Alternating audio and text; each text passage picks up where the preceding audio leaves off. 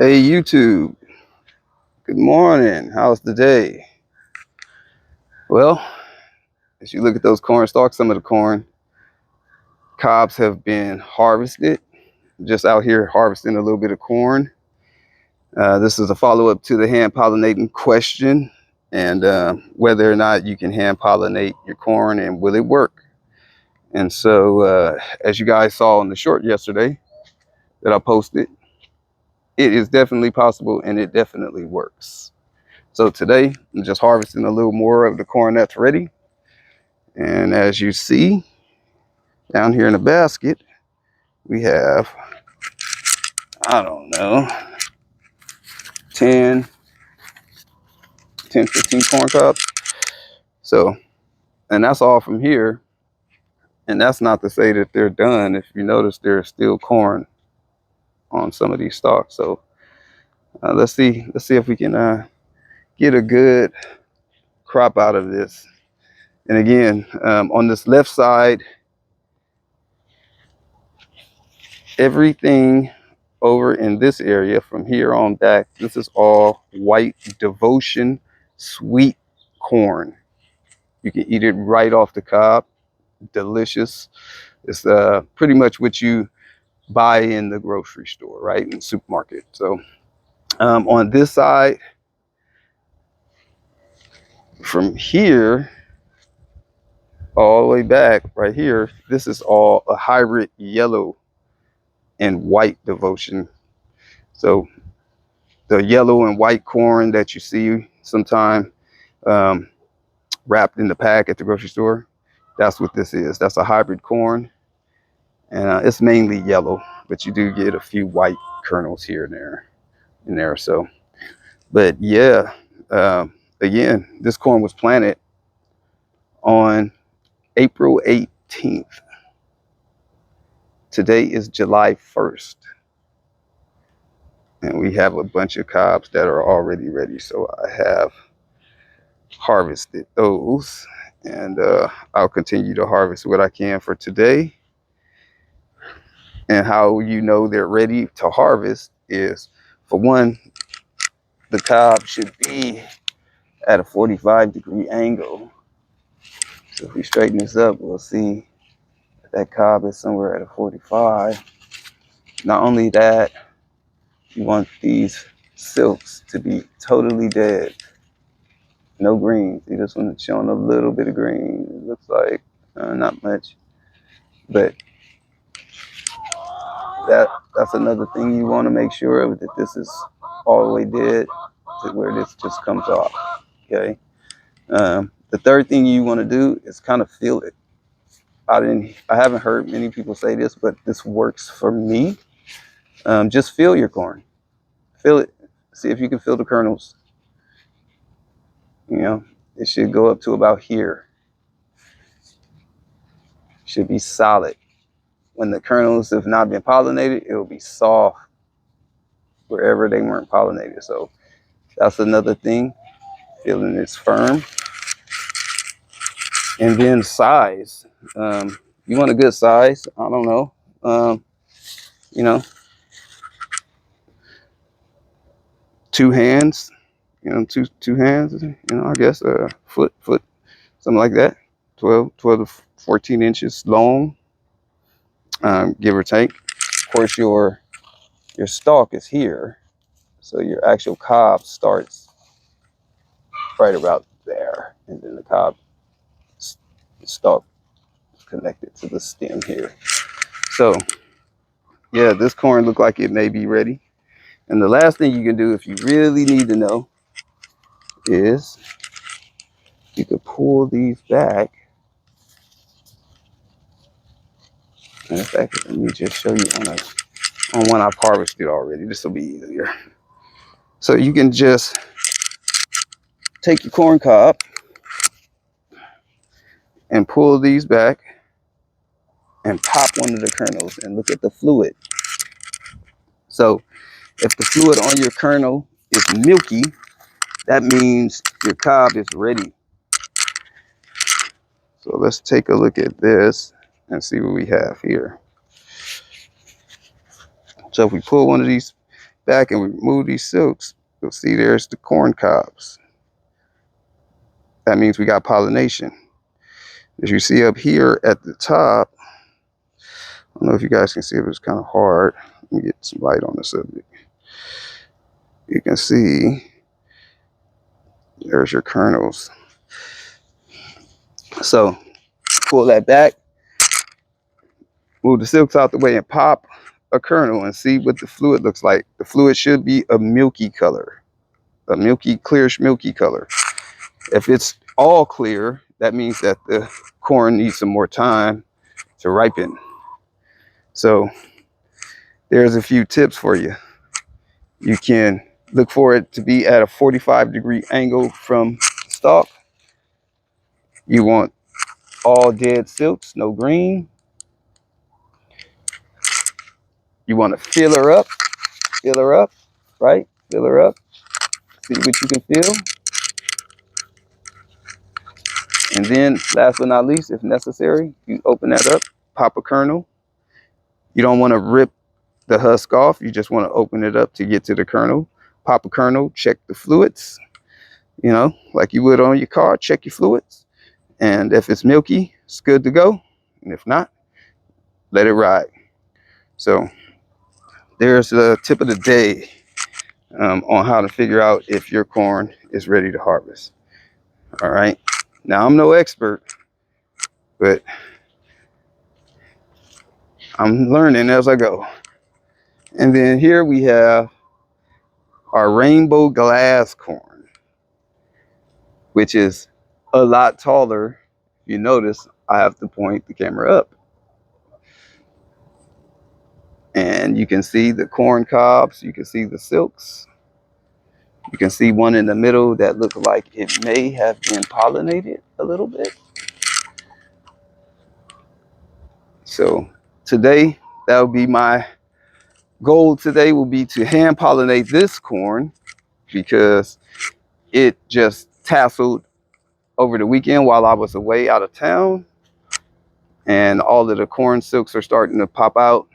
So I'll give this, matter of fact, it won't be done today. It'll be in a couple days, a few days. I'll check the pollen levels on it, and then I'll go from there. You know, basically hand pollinated like I did this other one over here. And yeah, get some good rainbow glass corn. And if you guys are wondering what is rainbow glass corn is used for milling and popcorn. So when you go in the grocery store and you see the Orville Redenbacher bottle and it has all the different colors of popcorn, no, that is not dye. That is the actual color of the kernels. It's called rainbow glass corn. Okay. So being gone for 3 days over the weekend, looks like getting some watermelon here. Not bad, not bad. Got some cucumbers, some Asian cucumbers here. See that? They emerged while I was out of town, which is gorgeous. These will get a lot bigger. These are Asian, or not Asian, excuse me. They're Japanese cucumbers. Suyoi. These are Suyoi. Suyoi, S-U-H-Y-O. I'm not quite sure if I'm pronouncing that correctly. Sorry if I mispronounced anything. But that is the type of cucumbers we have here. Yesterday, when I first got back from out of town, I harvested a lot of stuff. These beefsteak tomatoes are ripening, of course. A lot of the zucchini was ready to be harvested. Oh, looks like we might have one down in there somewhere. Yeah, down there. And yeah, and then if I come over here, it looks like we got watermelons growing. More watermelons, little babies. Nice, nice. These are sugar baby here. These are sugar baby watermelons.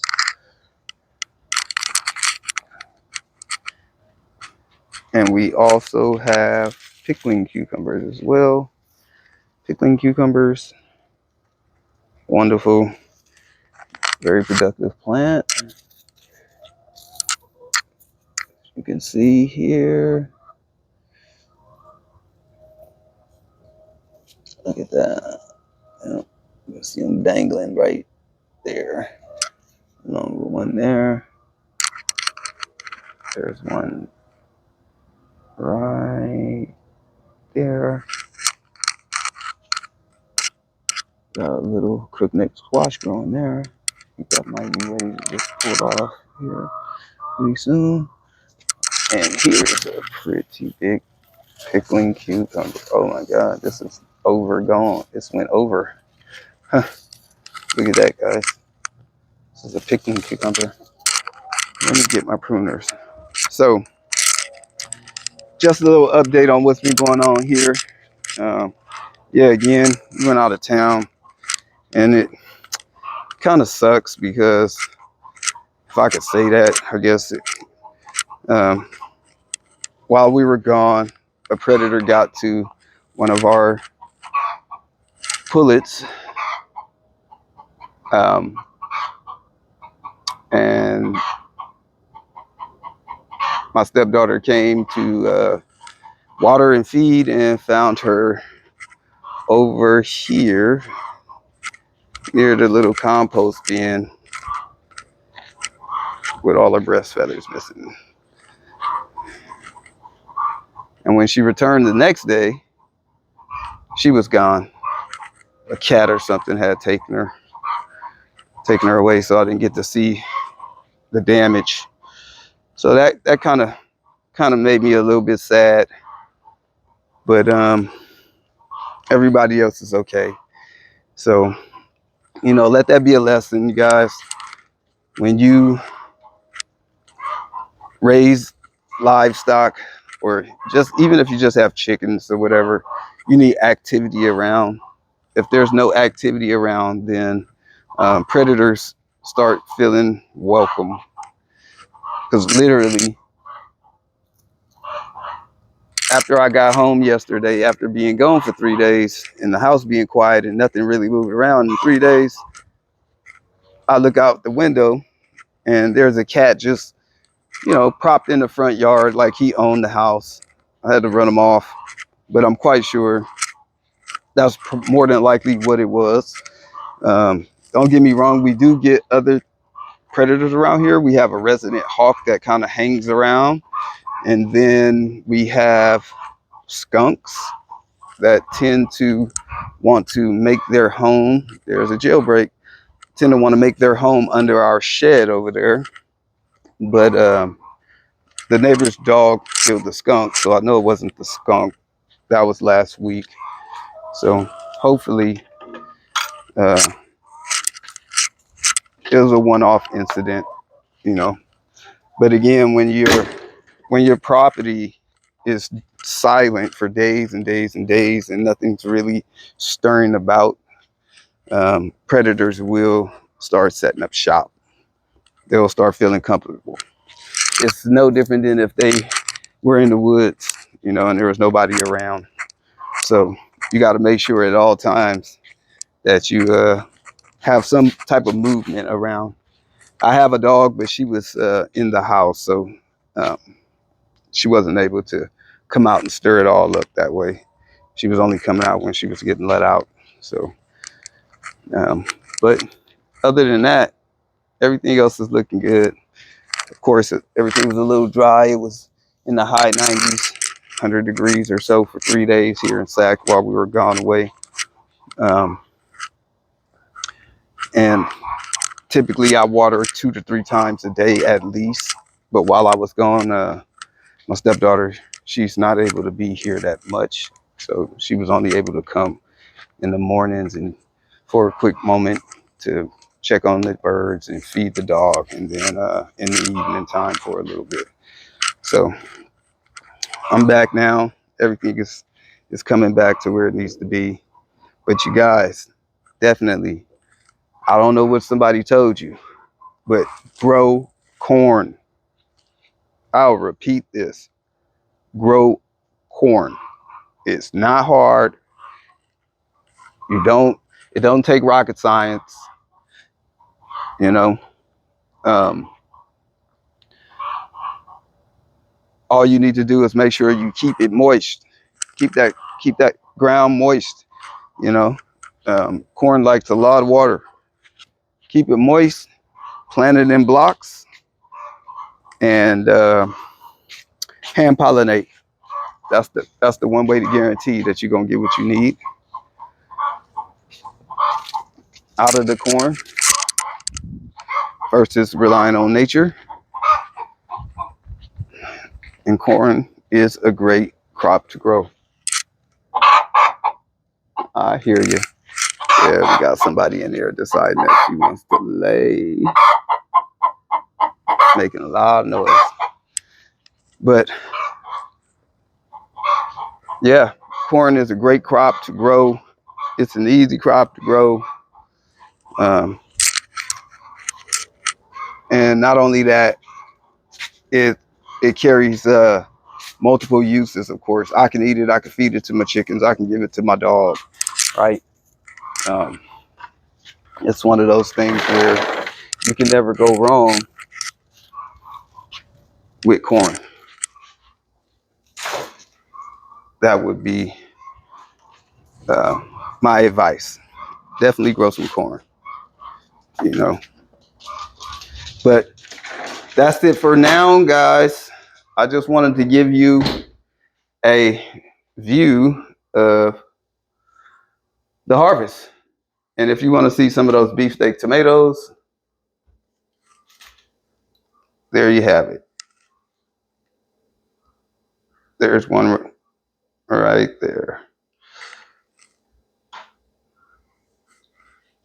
So definitely, you guys, thanks for tuning in and checking it out. And if you like this, if you got any information out of it, if you found it entertaining, whatever the case may be, if it fits your mold, go ahead and hit that like, subscribe. And if you want, go ahead and leave a comment, because it always helps out. And I'm always willing to, brainstorm ideas, throw things back and forth. And if you're in the Sacramento area of California, reach out. Maybe we can link up and help each other out. So, all right, guys, until next time, have a good one. Thanks again. Signing out. Mac Farm Ready.